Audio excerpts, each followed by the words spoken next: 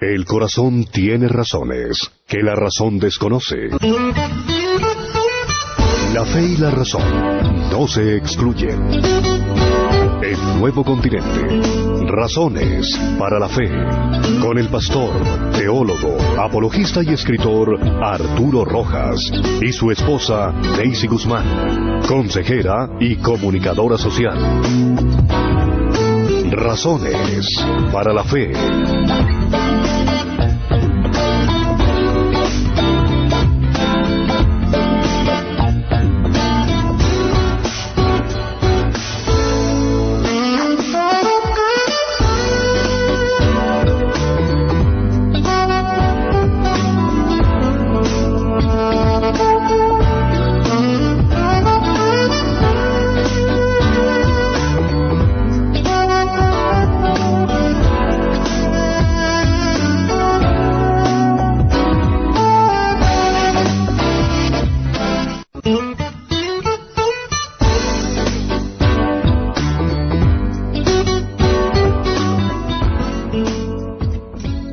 Estamos hoy de regreso en nuestro programa Razones para la Fe, en repetición los sábados a las 6 de la mañana. Así que, bueno, la idea es seguir tratando temas de interés, temas apologéticos.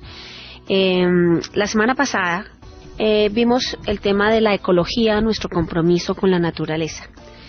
El anterior a ese tema vimos el remanente, el avivamiento, el anticristo.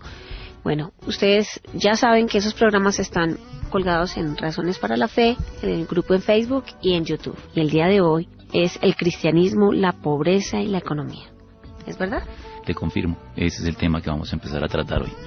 Tú querías recordarnos sobre la conferencia que tenemos pronto, ¿no? Sí, a finales de este mes, el 26, sábado 26 de septiembre, no olviden que tenemos una conferencia apologética sobre el tema de la evolución y la confiabilidad de las Escrituras. Ese tema lo estaremos abordando en la tarde del sábado 26 y es una conferencia dirigida en especial para estudiantes universitarios, cristianos, que entran a las universidades seculares y allí pues tienen un poco de dificultad por lo que empiezan a enseñarles sus maestros.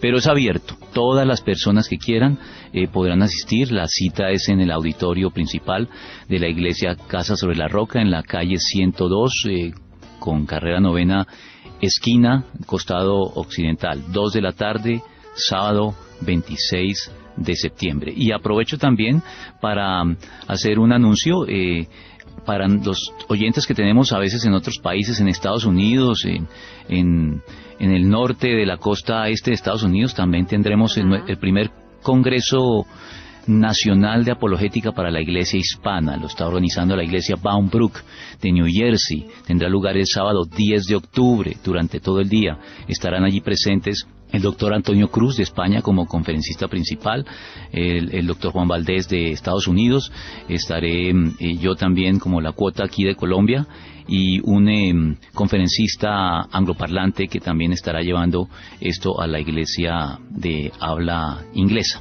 Entonces también quería anunciarles esto, ya se aproxima también para las personas que puedan y estén allí en la parte norte de la costa este de los Estados Unidos, pues no dejen pasar la oportunidad porque es el primer Congreso Nacional de Apologética para la Iglesia Hispana en Estados Unidos. Informes allí con la Iglesia Bound Brook de New Jersey. Bueno, esos eran los anuncios. Sí. Bueno, vamos entonces a iniciar con el tema, el cristianismo, la pobreza y la economía. Bueno, yo arrancaría con una pregunta y es, ¿qué relación guarda la economía con la palabra de Dios, la teología y el cristianismo en general? Mucho más de lo que la gente se imagina. La Biblia habla muchísimo del dinero y del manejo de la economía. Muchas parábolas del Señor tienen como trasfondo contextos económicos. Y la gente se sorprendería de comprobar algo que a mí me sorprendió cuando lo comprobé en cierta oportunidad que tomé un curso, tal vez tú lo recuerdas, de administración del dinero, que sí, es un curso que ahora está incorporado en nuestros planes de estudio, y allí se nos mostraba que el Nuevo Testamento y la Biblia en general hablan más del dinero que de cualquier otra cosa, incluso de la misma salvación. Sí. Y por una razón muy sencilla, porque el Señor dijo que no podíamos amar a Dios y a las riquezas, y cuando hablaba de las riquezas el Nuevo Testamento utiliza una palabra que es mamón. que es lo que se traduce al español como las riquezas, que ese es el nombre del dios de las riquezas en la mitología pagana de la época. Así que, por esa misma razón, porque las riquezas y el dinero y la economía en general pueden ser un distractor que desvía la fe de los creyentes de la devoción que le debemos a Dios y del lugar prioritario que debe ocupar en nuestra vida, es la razón por la cual debemos abordar estos temas. La teología, como me lo preguntabas, y el cristianismo tiene una relación muy estrecha con la economía, y la Biblia habla abundantemente de estos asuntos, así que por eso nosotros también debemos ocuparnos de estos temas en programas como este. Sí, qué bien. ¿Cómo debemos enfocar el tema de la economía desde el punto de vista del cristianismo? El tema de la economía debe enfocarse como prácticamente todos los aspectos de la vida cristiana, como un asunto de responsabilidad. Tenemos una responsabilidad también en el campo económico, en el campo del manejo de los bienes, del dinero, y de la manera en que ejercemos nuestra mayordomía delante de Dios en el manejo de nuestras finanzas. Además, no solamente quiero que nuestros oyentes piensen que vamos a tratar las finanzas en el manejo individual que le damos, sino que quiero que tengamos una visión más amplia, digamos, cómo manejar a nivel incluso corporativo, iglesia y país, político, económico, porque la economía es objeto de políticas de Estado. Sí, claro. Y hemos mencionado aquí dentro del título del tema de hoy la pobreza. Y la pobreza es una consecuencia de un mal manejo de la economía por parte de los gobiernos, por parte de los pueblos, de las naciones, y los cristianos no estamos exentos a veces de esta responsabilidad. Es un ejercicio de responsabilidad. ¿Por qué? Porque es muy fácil echarle la culpa de nuestras problemáticas económicas de nuestros países al imperio de turno, por decirlo de alguna manera, a los demás. Esa es la manera en que el ser humano caído ha actuado siempre: señalar a quien tiene al lado, no asumir la responsabilidad individual. Así que pienso que lo primero que tenemos que hacer aquí es asumir nuestra responsabilidad individual en el asunto. Es posible que otros países tengan responsabilidades en las problemáticas económicas que afrontamos en Colombia y que afrontamos los colombianos a nivel individual, pero nosotros no podemos quedarnos señalando estas culpabilidades. Debemos más bien mirar qué responsabilidad tenemos nosotros en este asunto. Dejemos que los países ricos del norte, los imperios del norte que han ejercido, tenemos que decirlo, en nuestras economías, influencias a veces que no han sido lo más constructivas posibles, que han venido a explotar un poco nuestros recursos.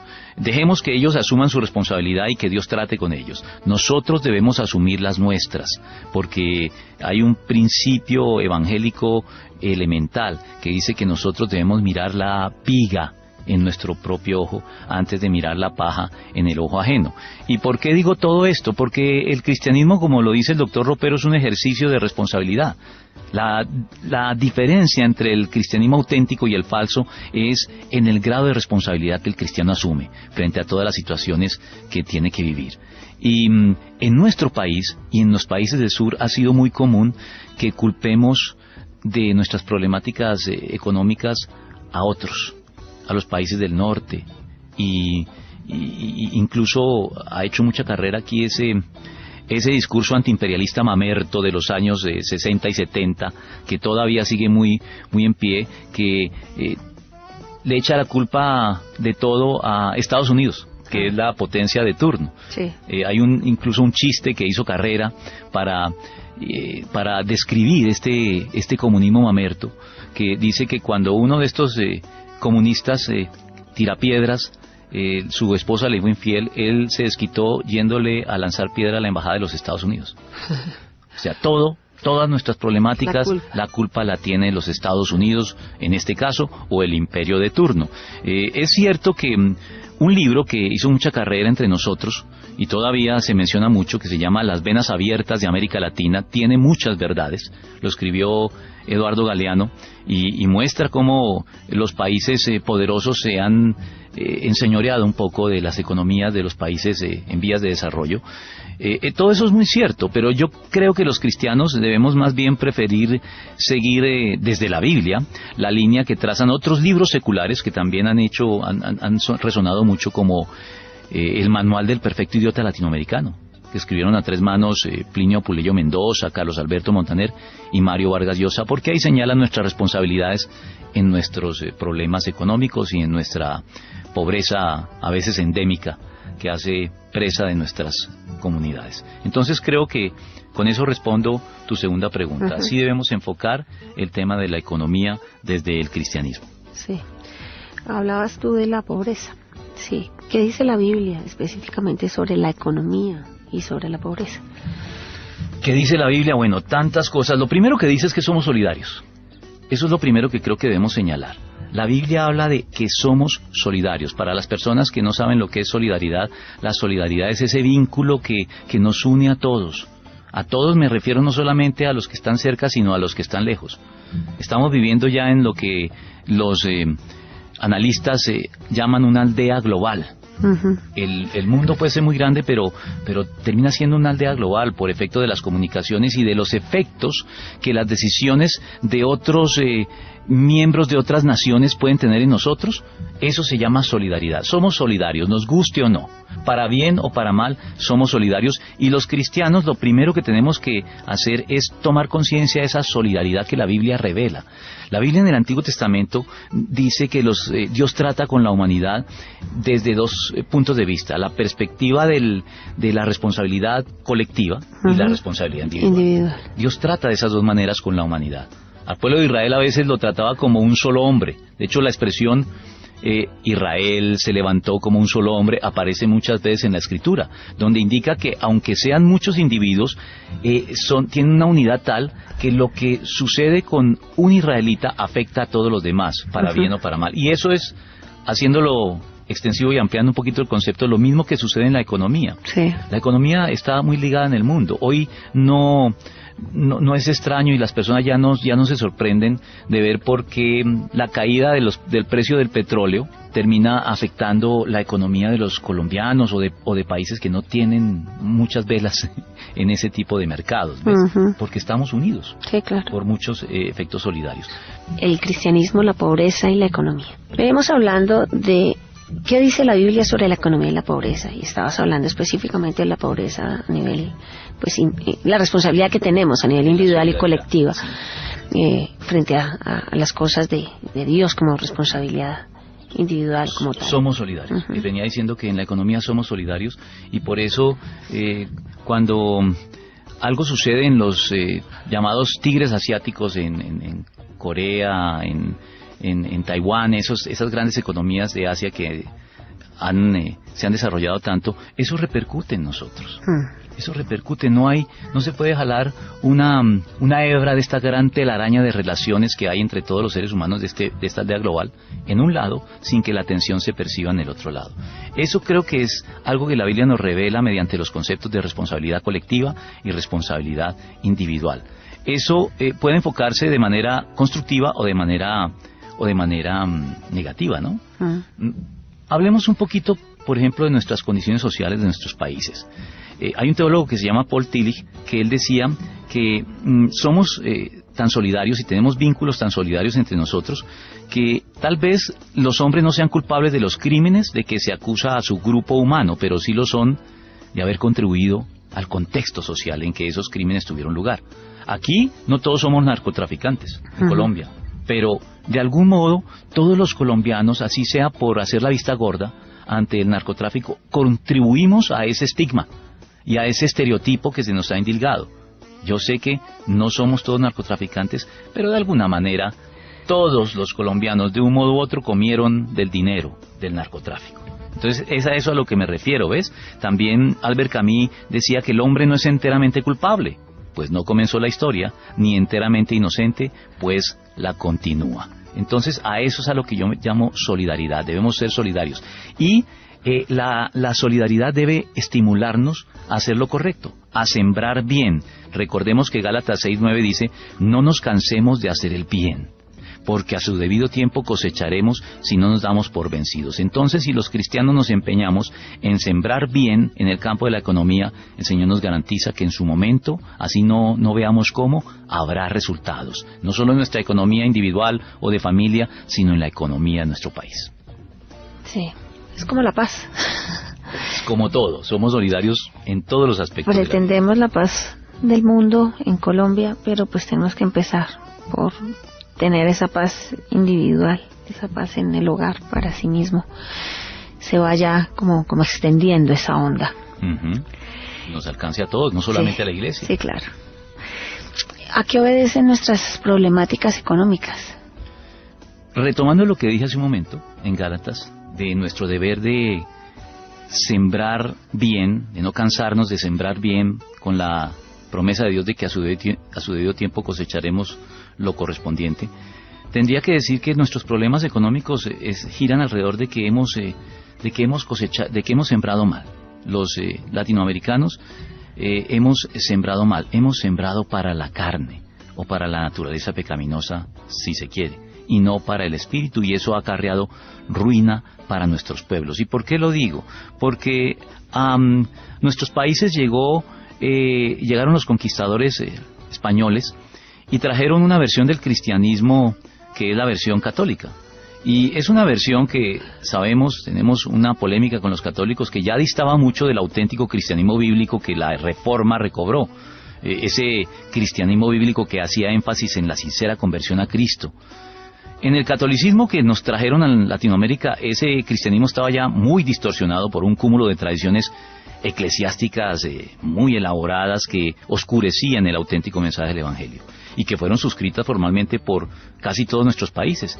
Y el catolicismo nos dejó una ética de doble moral.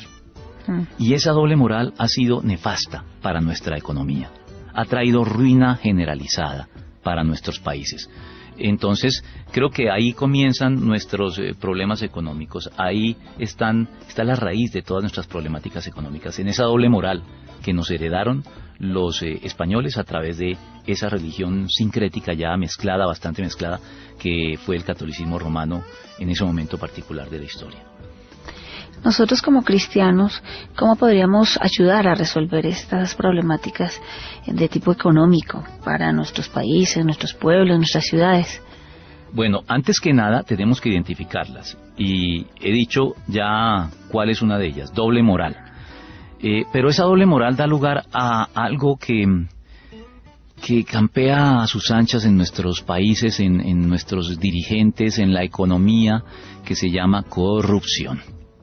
Esa corrupción, mientras la toleremos y no la combatamos, no vamos a ver prosperidad en nuestros países, porque la doble moral de la que venía hablando, que los españoles nos legaron, se manifiesta en esa corrupción y en la indignación que mostramos ante los grandes escándalos de corrupción de los funcionarios públicos, que se enriquecen a manos llenas a costa del erario público, pero mientras nos indignamos contra ellos, al mismo tiempo estamos tolerando en nuestra propia vida, a nivel anónimo y doméstico, la misma corrupción que condenamos en ellos. Eso es doble moral. Solamente que como la nuestra es anónima y a menor escala, a esa no le prestamos atención. Pero hay que comenzar por esa corrupción. Eso es corrupción también, cuando uno roba la papelería de la oficina. De tu oficina. Bueno, dirán, no me la robo, me la llevo o la tomo prestada, no se van a dar cuenta. Eso es robar. O te lleva los ganchos de un hotel que toca asegurarlos al tubo porque la gente se los roba, o las toallas de un hotel. Eso es corrupción. Cuando te dan mal el cambio y te dan más de lo que te deberían dar y tú te quedas callado, eso es corrupción. Eso es doble moral. Exactamente, y no nos podemos indignar entonces contra los corruptos a nivel macro si nosotros no combatimos la corrupción a nivel micro. La Biblia dice en Romanos capítulo 6 versículo, perdón, no en Romanos, dice en Primera de Corintios que un poco de levadura fermenta toda la masa. Y el libro del Cantar de los Cantares dice que debemos preocuparnos por cazar las zorras pequeñas, dice, porque las zorras pequeñas echan a perder nuestros viñedos en flor. Entonces no podemos utilizar como criterio para no afrontar nuestra corrupción anónima individual ese lema que dice, ay, no te preocupes por pequeñeces, porque a veces utilizamos eso como lema, y ese lema puede ser útil si con ello pretendemos no no reaccionar desproporcionadamente para las circunstancias, no hacer tormentas en vaso de aguas.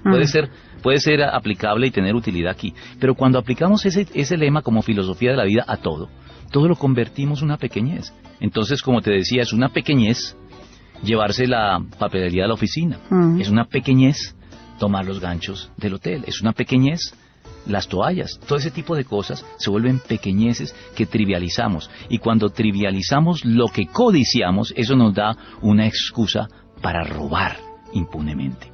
Y yo creo que nuestras problemáticas económicas deben comenzar por un compromiso resuelto, por lo menos por parte de los cristianos, en contra de la corrupción a menor escala. Si nosotros logramos cazar esas zorras pequeñas y capturar ese poco de levadura que fermenta toda la masa, veremos cómo gradualmente en la sociedad esas cosas se comienzan a reflejar. Estamos sembrando para el espíritu, y a su debido momento cosecharemos para el espíritu, si no desmayamos. Amén. Eso es lo que yo creo que debería ser el enfoque inicial para combatir nuestras problemáticas económicas. Es un compromiso a nivel individual, es hacer la diferencia y trabajar en nuestras nuevas generaciones, ¿no? Sí. Para que nuestros hijos, nuestros nietos sean diferentes a lo que hemos tratado, o otras generaciones han tratado, que a veces no lo logramos. Sí, tú recuerdas que nosotros ya tratamos un programa sobre las ataduras generacionales. Sí. Bueno, pues es precisamente romper esos moldes que se nos han heredado, esa cultura del pícaro. En economía, perdón, no en economía, en sociología, los sociólogos ya se refieren a las culturas de nuestros países, a las culturas de Colombia y de los países latinoamericanos en general, se refieren con un término técnico, lo llaman la cultura del pícaro. Sí. O a veces... Nos las tiramos de vivos y terminamos obrando, clavándonos el propio cuchillo. No somos tan vivos como no lo imaginamos. Y en Colombia ya las llamamos colombianadas. Y como que nos jactamos de eso, ¿no? Como que todo eso negativo, eso hay que romperlo. La malicia indígena, de la que hablamos aquí. Esa también es una expresión que no debería generar orgullo de la gente, pero la gente lo dice, es que yo tengo malicia indígena, es que los colombianos tenemos como si fuera una virtud. Eso es un defecto. La malicia es un pecado, es pensar mal. Pensar mal de todo. Además, es pecado. Sí, cuando tú piensas mal de todo, ¿qué dichos se te aplican a ti? Ah, claro, es que el que las hace se las imagina, y el ladrón juzga por su condición. Estás dejando expuesta tu condición, estás dejando expuesta tu corrupción, tu deshonestidad, cuando haces alarde de tu malicia indígena. De la abundancia del corazón. Yo creo que debemos romper nuestros condicionamientos culturales heredados, debemos romper con esa cultura del pícaro, y en la Biblia hay muchos ejemplos de personas que han logrado hacerlo. Hubo el mejor rey de Israel, ¿sabes cómo se llamaba? Josías. ¿Y sabes de quién era hijo? Del peor rey. Manasés, el papá de Josías, fue el peor rey de Israel. Perdón, bueno, el abuelo de Josías. Pero él no, y el papá de Josías fue tan malo como Manasés. Pero Josías fue el mejor. ¿Por qué? Bueno. Porque él rompió estos condicionamientos, buscó un mentor diferente a su padre y a su abuelo, miró hacia atrás y encontró al rey David. Y dijo, ese es al que yo quiero imitar. Busquemos buenos mentores los cristianos, busquemos gente a quien valga la pena de imitar, y no nos dejemos llevar por la corriente. Tenemos que nadar contra la corriente, porque así estamos sembrando para el espíritu. Es posible, qué maravilla. ¿Tú tienes un recorderis? Sí, la conferencia del próximo sábado 26 de septiembre en el auditorio principal de la iglesia Casa sobre la Roca, 2 a 5 de la tarde, estaremos tratando los temas la evolución y la confiabilidad de las escrituras, la teoría de la evolución, y está dirigido a estudiantes universitarios cristianos que entran a estudiar en universidades seculares y que a veces son cuestionados por cuenta de estos temas en su fe. Entonces vamos a estar dándoles herramientas apologéticas para poder estar firmes allí en este contexto universitario, pero la conferencia, como lo hemos venido diciendo, es para todos, es abierta a todos, específicamente dirigida a estos estudiantes, pero abierta a todo el mundo, y es gratis, no tiene ningún costo, así que a todos los esperamos allá. Del mismo modo, quiero recordarles que en New Jersey, próximo 10 de octubre, sábado 10 de octubre, New Jersey, Estados Unidos, costa este de los Estados Unidos, al norte del país, se estará llevando a cabo, organizado por la iglesia Bound Brook de New Jersey, el primer Congreso Nacional de Apologética para la Iglesia Hispana. Durante todo ese sábado, 10 de octubre, estaremos allí 4 conferencistas. El principal de ellos es Antonio Cruz de España, que estará allí enseñándonos muchos temas muy interesantes de apologética. También estará con nosotros por parte de Estados Unidos Juan Valdés, de ascendencia cubana, y por Colombia estaré yo representando a este grupo de conferencistas. Habrá también un conferencista angloparlante.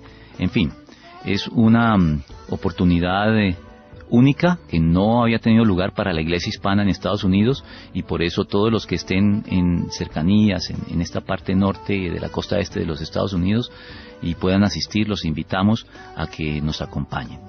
Va a ser un tiempo especial de aprendizaje donde nuestra fe va a ser alimentada con muchos argumentos para que tengamos convicciones más firmes y sepamos exponerlas también de manera más sólida ante todo el que demande razón de la esperanza que hay en nosotros. Bueno, ya acabé.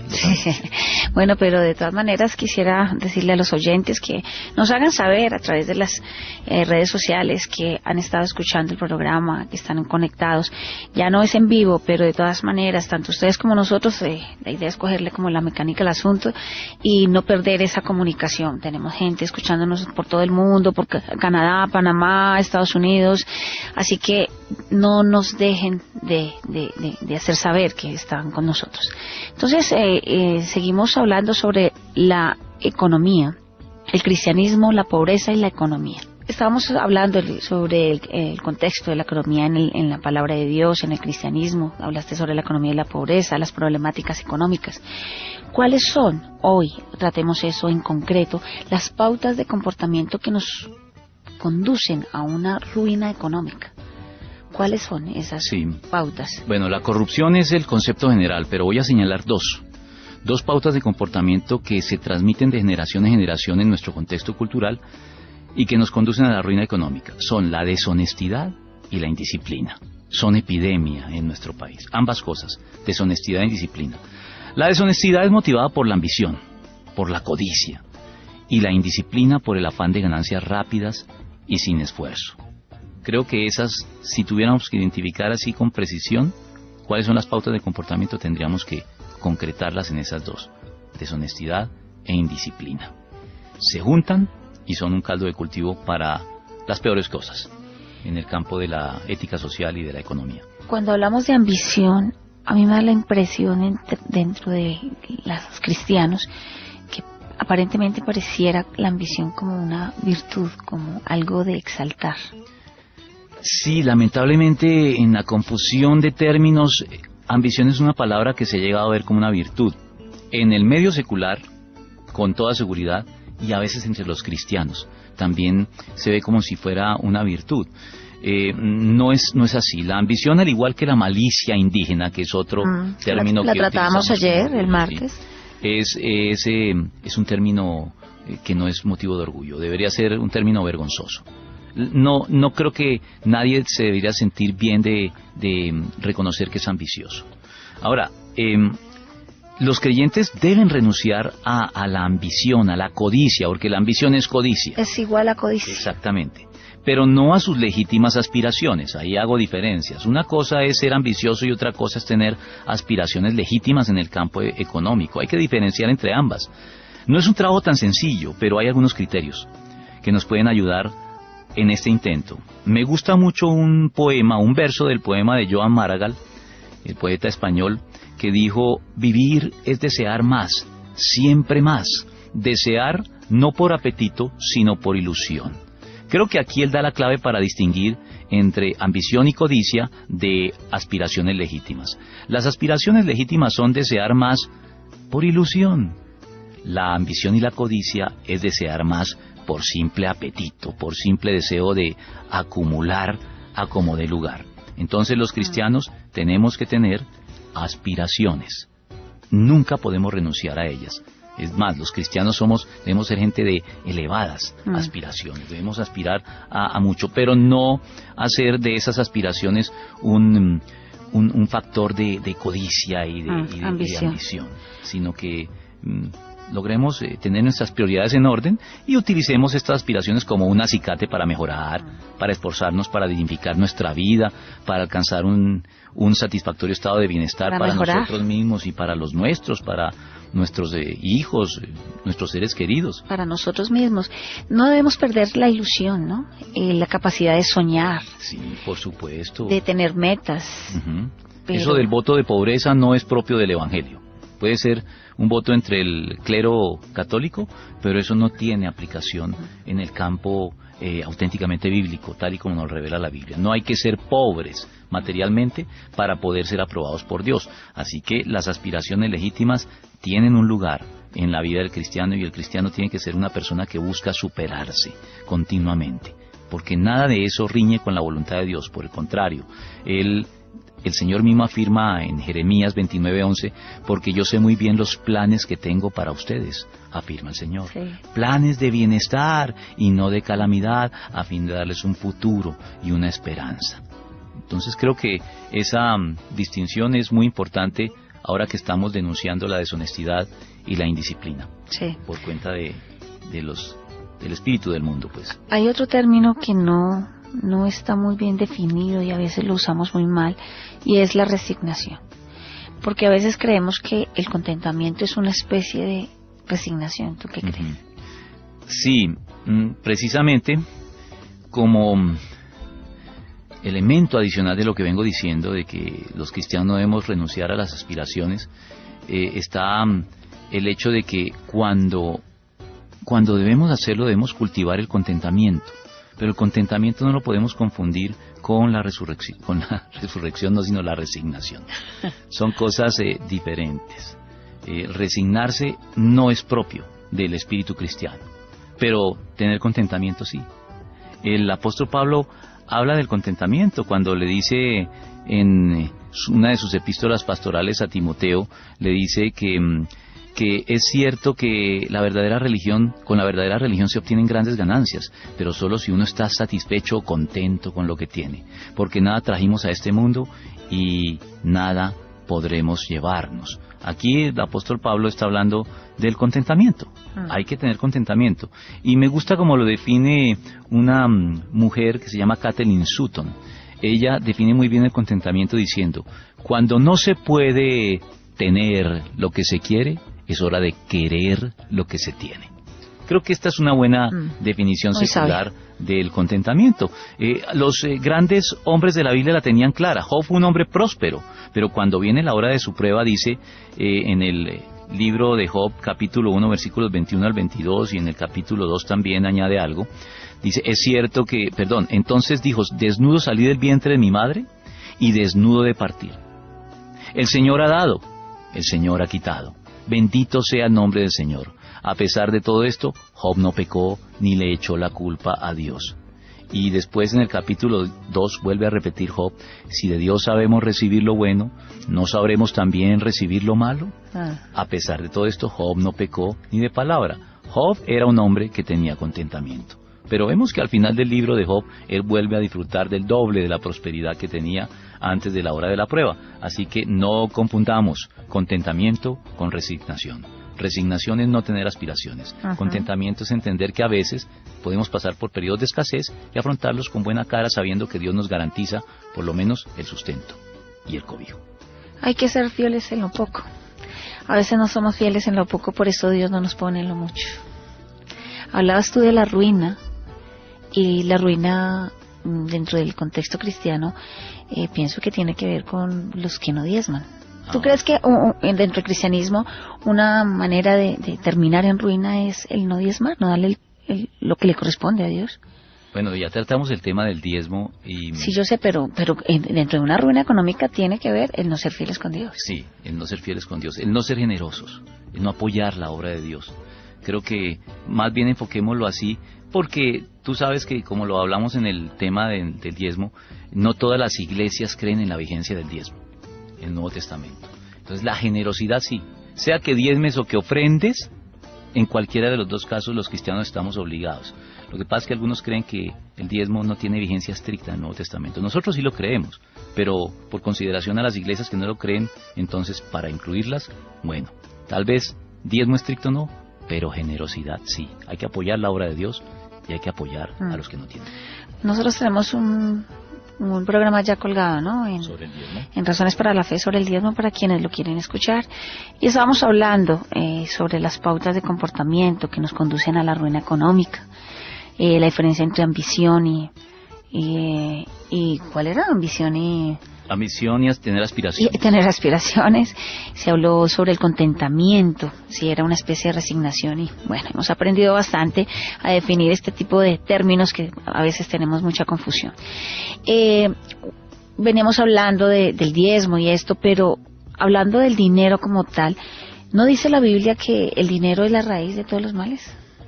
No, esa es una calumnia muy común que le dirigen a la Biblia.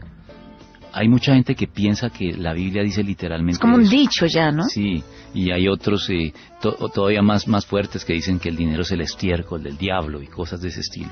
No, la verdad es que no, la Biblia no da pie para pensar esto. La Biblia sí dice que la raíz de todos los males, de todos, es el amor. El amor al dinero, no el dinero. Creo que ahí la gente se equivoca cuando suprime esta palabra que cambia completamente el sentido. El dinero en sí mismo no es malo. Es neutro. Billy Graham decía que el dinero es bueno como siervo, pero malo como amo. Es decir, sírvete del dinero, pero no dejes que el dinero se enseñoree y se vuelva tu amo. Sí. Que tú termines sirviendo al dinero. Creo que eso es lo que tenía, por ejemplo, en mente Pablo, ahora que lo recuerdo, y esto puede tener relación con el contentamiento del que veníamos hablando, porque Pablo también, él no se apegaba al dinero, él tener o no tener no cambiaba para él mucho las cosas. En Filipenses capítulo 4 versículos 11 al 12, él dice con toda la honestidad del caso: no digo esto porque esté necesitado, pues he aprendido a estar satisfecho o a estar contento en cualquier situación en que me encuentre. Sé lo que es vivir en la pobreza y lo que es vivir en la abundancia.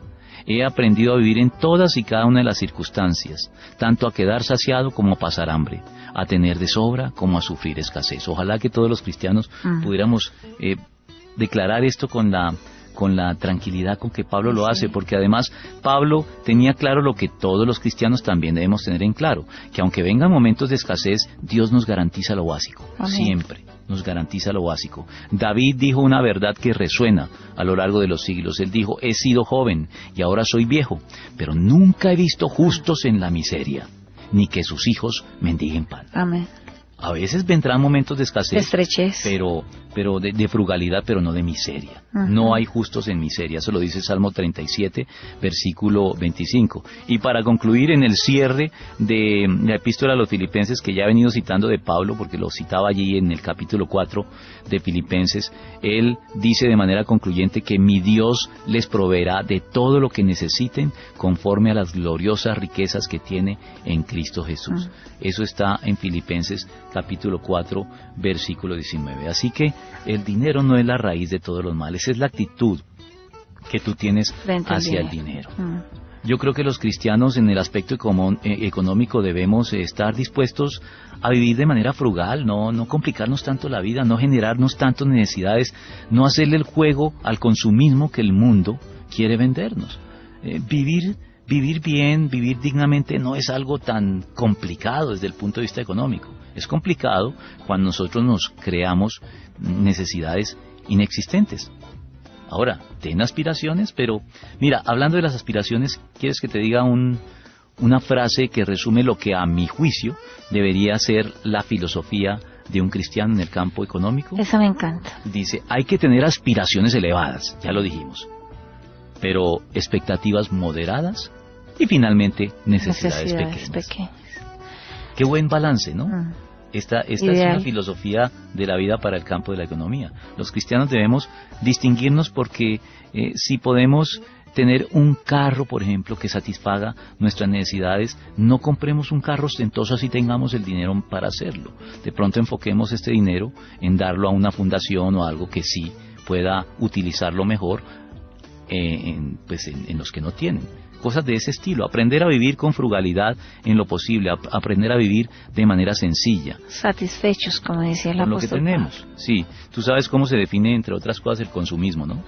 Esa me encanta, dilo. Esa definición de Patrick Morley del consumismo dice: consumismo es comprar cosas que no necesitamos con dinero que no tenemos para impresionar a personas a las que no les importamos. Esa es la mejor definición del consumismo, y el carácter cristiano debe estar más allá de este consumismo.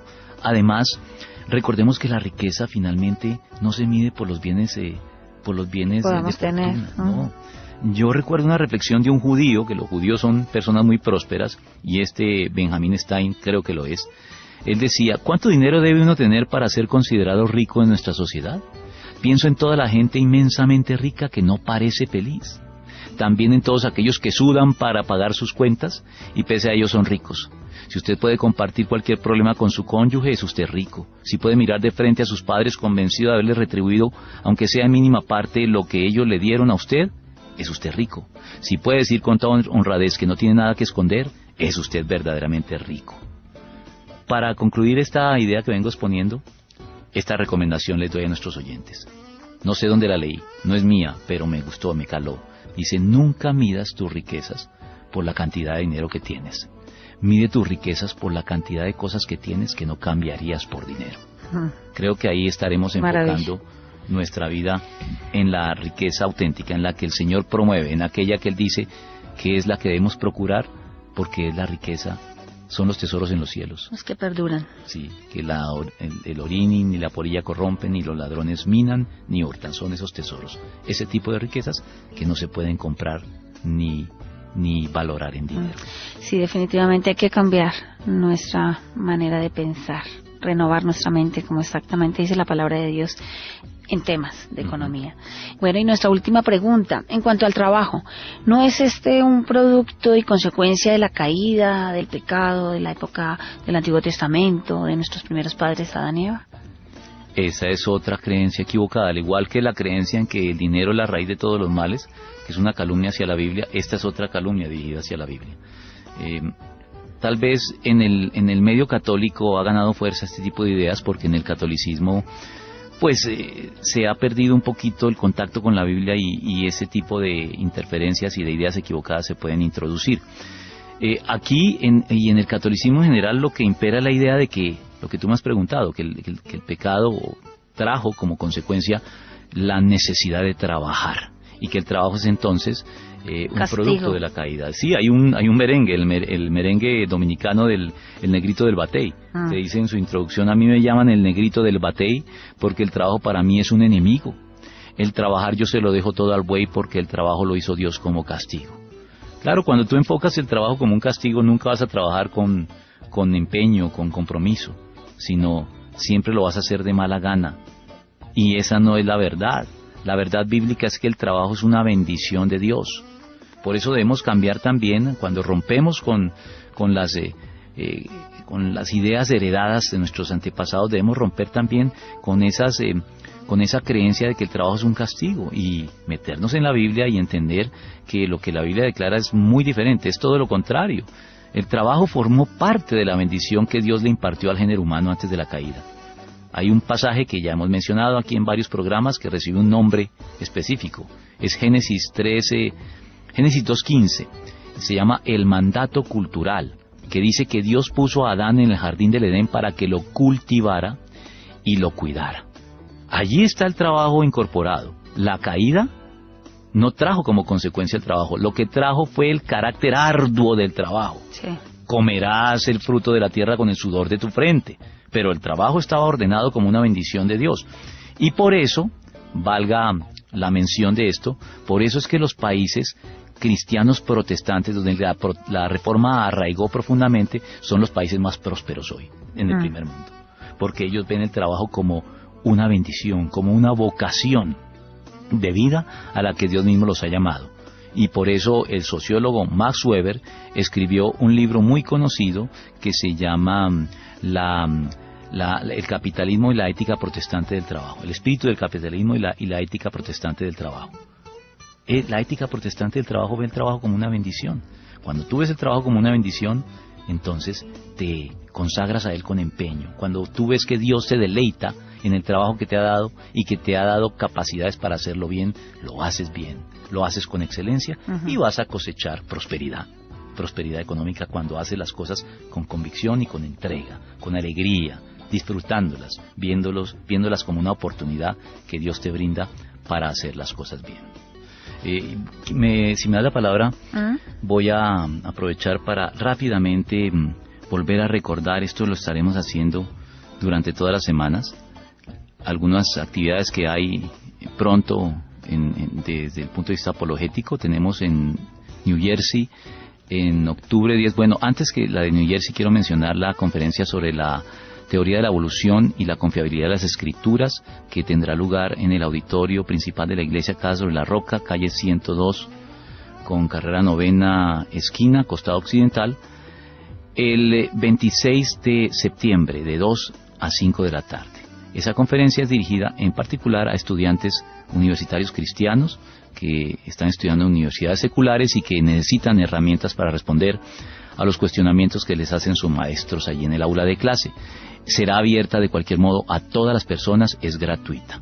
Y 10 días después o 15 días después tal vez, octubre 10, tendrá lugar en New Jersey. Como sabemos que este programa lo escuchan personas a través de internet de muchos lugares del mundo, por eso lo promocionamos por acá. En New Jersey tendrá lugar el primer Congreso Nacional de Apologética para la Iglesia Hispana, el sábado 10 de octubre. Organiza la iglesia Bound Brook de New Jersey, va a tener lugar durante todo el día, 4 conferencistas, estará el doctor Antonio Cruz de España como conferencista principal, el doctor Juan Valdés de Estados Unidos, el suscrito, quien les habla, también por la cuota colombiana y un conferencista angloparlante. Los esperamos a todos los que puedan acompañarnos en esta oportunidad igualmente. Ahora sí, entremos a cerrar el tema de la semana. Sí, entremos en materia con el tema cristianismo, pobreza y economía. Ayer tratamos temas muy bonitos, muy importantes en cuanto a los comportamientos que conducen a la ruina económica, la ambición, la resignación, el contentamiento, si el dinero era la raíz de todos los males y bueno, sobre el trabajo. Un tema muy importante con claves fundamentales para renovar nuestra mente y cambiar nuestra manera de vivir en este tema. Y en cuanto al día de hoy, mi pregunta es injusto entonces que unas personas tengan más riquezas, dinero, que otras? Eso es lo que piensan algunos. Eso es lo que piensa a veces los que militan en el pensamiento de izquierda, que tratan de nivelar a todas las personas con rasero y que todos tengan igual y de esa manera promover la justicia social. Pero no, sabes que esa no es la vía, no es el camino. La justicia no es que todo el mundo tenga lo mismo. Eso no es justicia, eso puede ser injusticia. La justicia no demanda necesariamente un trato igualitario para todas las personas. La justicia demanda un trato digno y respetuoso para todos en principio, pero no un trato igualitario. Porque, ¿cómo definimos la justicia? La justicia se define como dar a cada cual lo que cada cual se merece. Y no todos se merecen lo mismo, en toda circunstancia. De hecho, darles a todos por igual puede ser un acto injusto.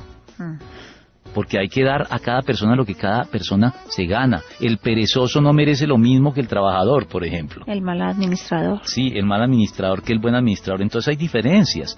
Yo no pienso que en el campo de la economía lo que el cristianismo establece sea que todos tengan igual. No, para nada.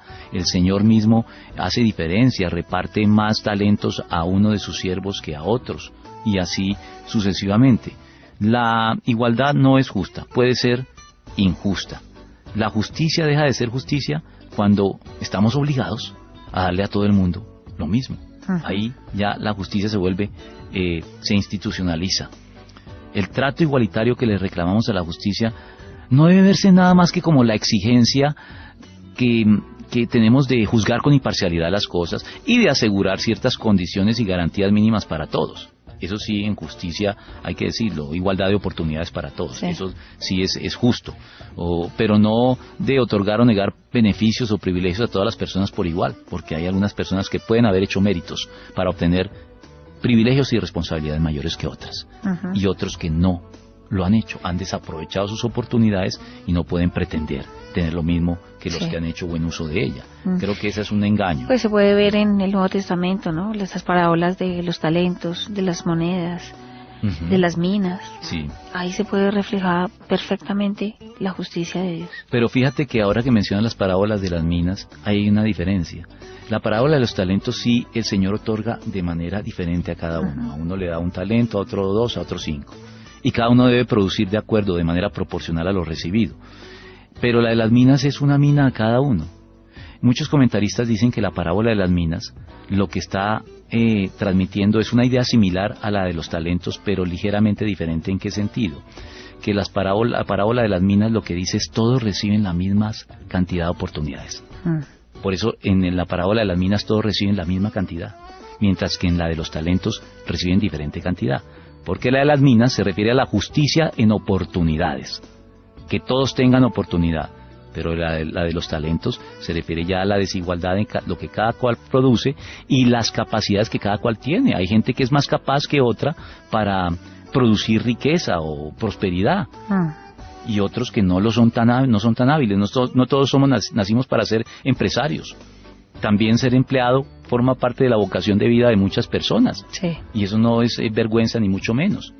Entonces esas diferencias creo que no las tiene en cuenta el concepto de que justicia es dar a todos por igual. Eso es equivocado. Desde la óptica bíblica lo es. ¿Y qué de la generosidad? Bueno, la generosidad, por supuesto, la mencionamos tangencialmente cuando me preguntaste sobre el diezmo en el programa del martes.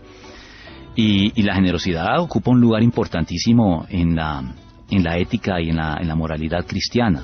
La Biblia consigna por allá en Hechos de los Apóstoles, en boca del apóstol Pablo, una bienaventuranza algo extemporánea del Señor Jesucristo, porque no quedó en las que se mencionan en el Sermón del Monte, pero el apóstol Pablo dice que el Señor Jesucristo dijo que hay más dicha en dar que en recibir.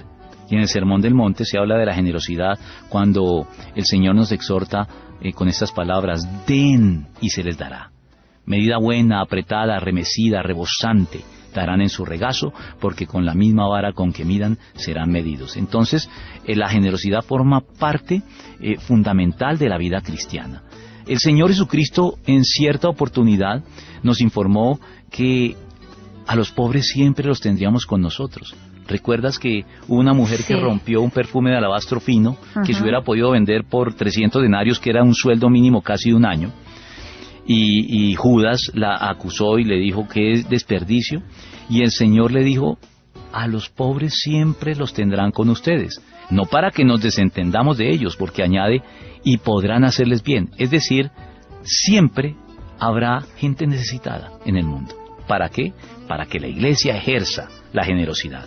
Son oportunidades para ejercer la generosidad, no para volvernos indolentes y decir, como siempre hay pobres, pues entonces no hagamos nada porque no vamos a poder erradicar la pobreza. No, es por el contrario, para que siempre entendamos que hay personas con las cuales podemos ser generosos y podemos compartir lo que tenemos, así no tengamos mucho, porque a veces decimos es que no tenemos para compartir, pero todos tenemos algo para compartir. Sí se puede compartir. Si no son bienes de fortuna, es tiempo, es atención, qué sé yo.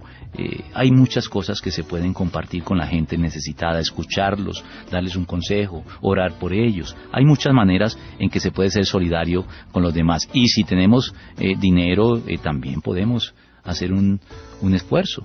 A Pablo lo sostuvieron en gran medida los filipenses, la iglesia de Filipos, y la iglesia de Filipos no era una iglesia boyante, ni mucho menos. Por el contrario, él dice que de su necesidad compartieron con él. Así que no hay excusa para que no seamos generosos. La vida cristiana y la economía cristiana tiene que ver necesariamente con dar de manera generosa. Sí. Eso es lo que dice el Señor Jesucristo y lo que dice el apóstol Pablo. Y cuando hablamos de la mendicidad en nuestras calles, entonces debemos ser igualmente generosos. Aquí yo tengo una postura que tal vez no sea norma. Yo no me opongo a que la gente le dé a nuestros mendigos en nuestros semáforos. No creo que sea malo, pero tampoco creo que sea necesariamente bueno. ¿Por qué? Porque sabemos, ya hay informes, ya hay investigaciones al respecto, que la mendicidad es toda una industria. en nuestros países, que se compran las esquinas, que hay toda una mafia involucrada detrás de la mendicidad. Entonces tú no sabes cuando con la mejor intención le das a un mendigo si estás alimentando este tipo de infraestructuras delictivas, sí, y de explotación de los niños sobre todo. Y ancianos. Ancianos, sí, de todo tipo. Enfermos, porque uno ve unos dramas Uh-huh. de gente con piernas amputadas, con unas cosas que uno dice, pues como que esas personas tienen la capacidad de hacerlo sentir a uno miserable, porque pues tú pasas con todos tus miembros perfectos y tú dices, ¿cómo no ayudas a una persona de esas? Mira lo limitada que está. Pero yo por política no lo hago, yo te cuento, yo no lo hago por política, y tú tampoco, ¿no? Pues nosotros dos tenemos esa política porque precisamente no sabemos si estamos dando bien. Cuando uno da, no solamente debe dar, sino debe procurar dar bien, debe procurar que realmente esté dando donde Dios quiere que demos y donde se estén satisfaciendo necesidades reales. Y creo que aquí es muy incierta esa convicción, por lo cual no creo que sea recomendable. A mí lo que me parece es que el cristiano debe dar de manera corporativa en la iglesia, que la iglesia debe favorecer más esa generosidad de cuerpo, una generosidad organizada, que pueda satisfacer con verdadera justicia, misericordia y amor las necesidades allí donde verdaderamente existen, y que lo haga de la manera más conveniente y constructiva, es decir, que la iglesia se constituya como una institución que investigue donde hay necesidad auténtica y que canalice la generosidad de sus miembros hacia esa dirección. Me parece a mí que toda iglesia debería tener un ministerio de acción y de servicio social. Toda iglesia cristiana debería tener formalmente un ministerio de este estilo. De acuerdo, pero tristemente nuestros líderes cristianos se preocupan por grandes auditorios, por equipos de música y tecnología de lo máximo, pero poco y nada hacemos labor social ni dentro de nuestra iglesia, que hay gente aguantando hambre con necesidades de salud y económicas fuertes, y sí que menos fuera de nuestra iglesia. Claro. Y yo no estoy criticando el hecho de que se ocupen de la infraestructura, del auditorio, ni mucho menos. Pero recordemos las palabras del Señor Jesucristo. Esto era necesario hacer sin dejar de hacer aquello. Amén. Haz ambas cosas. Que también la ayuda social se convierta en una prioridad institucional en la iglesia. Levanta una fundación, crea un ministerio, destina recursos a eso, y que ese ministerio se encargue de investigar y de mirar dónde hay auténtica necesidad y canalice los recursos de la iglesia en esa dirección. Nosotros lo hacemos de ese modo. Nosotros preferimos lo que podríamos darle a la gente sin saber si estamos dando bien, preferimos darlo a la organización de nuestra iglesia, que se encarga de suplir con seguridad y con la certeza de que están dando bien las necesidades de otros. Entonces uno mensualmente entrega una suma y uno sabe que se está haciendo lo correcto, se está destinando, se está dando bien, realmente lo necesita.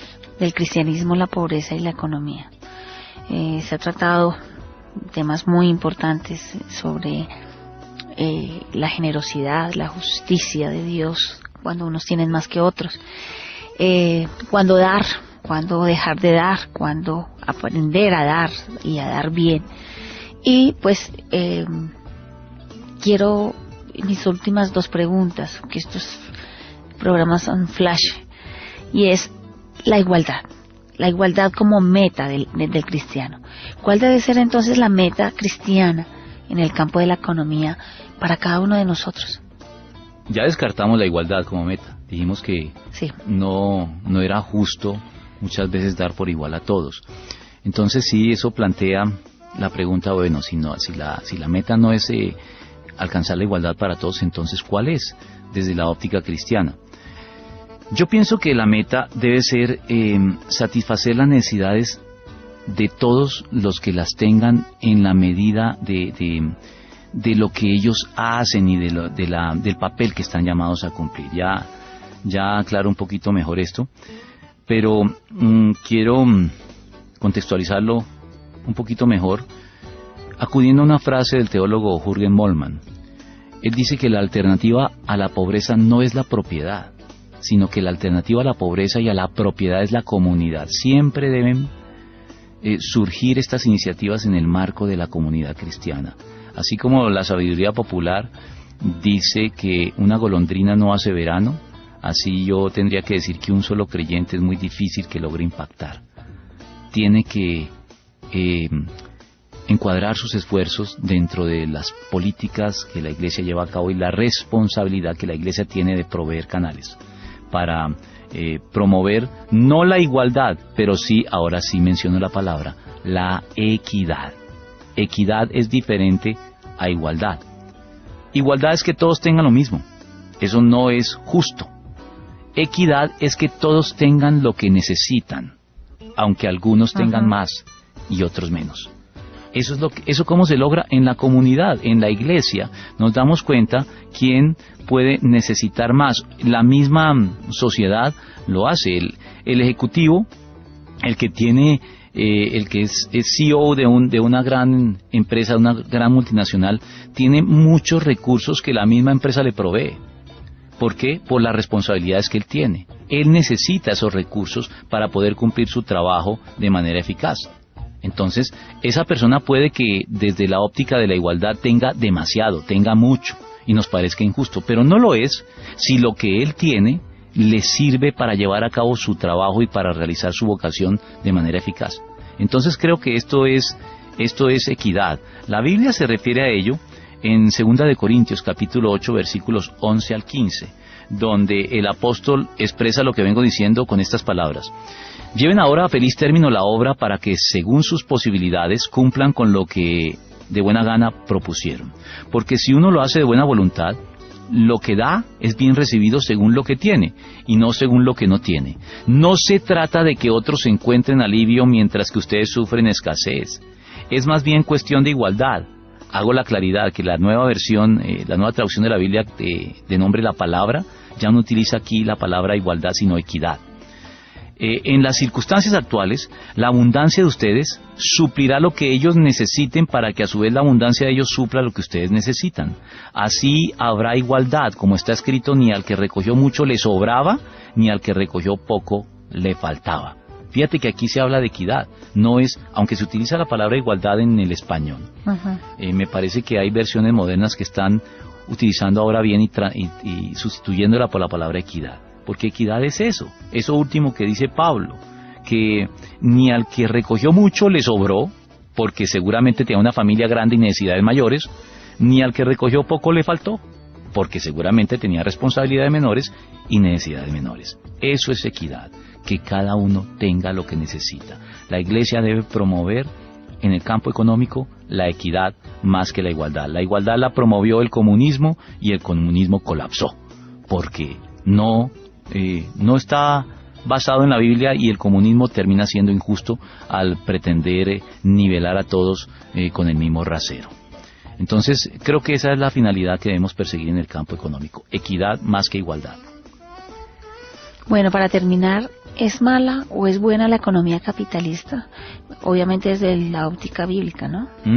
Ahí nos metemos en camisa de 11 varas, porque ya nos metemos en la ideología de izquierda y de derecha. En la actualidad, sí, para no irnos tan lejos. Yo creo que podemos incluso tratar esto en otros programas posteriores cuando hablemos del pensamiento de izquierda o de derecha, que creo que son cosas que también debemos abordar aquí en este tipo de programas, sí, porque hay muchos malentendidos alrededor de estos temas que pienso que es bueno esclarecer para nuestros oyentes. Pero bueno, el capitalismo es una palabra muy vilipendiada, muy trajinada, sí, muy devaluada en estos tiempos, sobre todo en nuestros países. El pensamiento de izquierda que ha dominado en las últimas décadas en los países del mundo en vías de desarrollo, como lo es Colombia, creo que ha levantado un discurso anticapitalista que me parece que no tiene el fundamento que se le quiere dar. Yo creo que el capitalismo no es malo, tiene cosas que pueden ser encausadas hacia lo malo, pero no es en sí mismo malo. Mira, te voy a decir por qué, aunque como lo digo, esto lo trataremos más en un programa dedicado al pensamiento de izquierda y de derecha, que puede ser más adelante, la próxima semana, no sé. Pero Rich DeVos, recuerdo que es un autor fundador de una empresa que ha sido cuestionada, pero que se ha mantenido en pie y le ha dado trabajo a mucha gente y le ha permitido levantar su nivel de vida, que es Amway. Sí. Amway es una de esas empresas multinivel, de mercadeo multinivel. Gracias por acordarme de la palabra. Y Rich DeVos escribió un libro que se llamaba Capitalismo Solidario, en el cual dice una verdad de a puño: sin capitalismo no podría existir la solidaridad. Y arrancamos con la solidaridad de estos programas. Dijimos que tenemos que ser solidarios.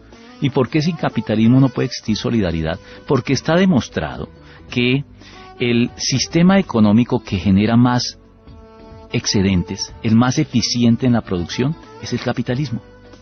Y tú no podrías ser solidario con los que necesitan si no hay excedentes para compartir con ellos. Si tú lo que produces escasamente da para cubrir tus necesidades, ¿cómo ser solidarios con otros? Sí. Si no tengo cómo. Imposible. No tengo cómo, escasamente cubro mis necesidades. El capitalismo garantiza excedentes. Y por eso es que sin capitalismo no podría existir la solidaridad. Cuando hay excedentes, podemos ejercer la solidaridad. Lo que me sobra a mí lo puedo compartir con los demás. Por eso yo creo que el capitalismo no riñe con la Biblia. No es que la Biblia se comprometa y diga que el capitalismo es el sistema económico que la Biblia autoriza. No, nada de eso. La Biblia no se pronuncia a este respecto. Pero la Biblia sí habla de libertad. La Biblia dice que la libertad es la herencia de los cristianos. Conoceremos al Señor y la verdad los hará libres. Y la libertad involucra la libertad de empresa. La gente tiene que sentirse libre para hacer empresa. El problema no es el capitalismo, el problema son las actitudes codiciosas de los capitalistas. Lo que debemos combatir es las actitudes codiciosas de los capitalistas y no el capitalismo como sistema económico.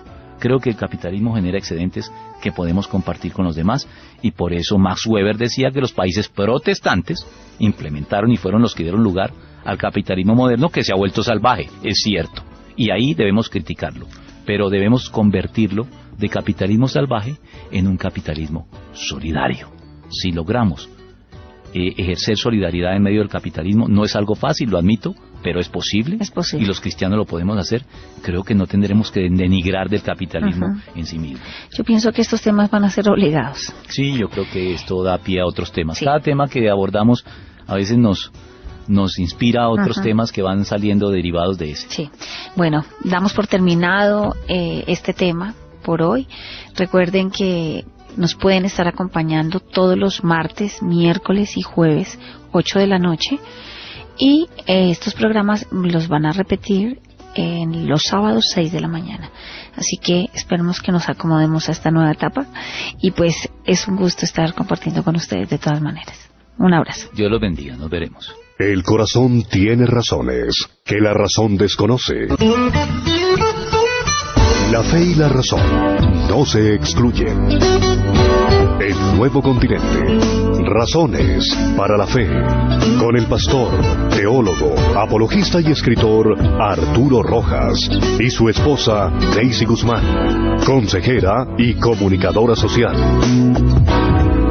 Razones para la fe.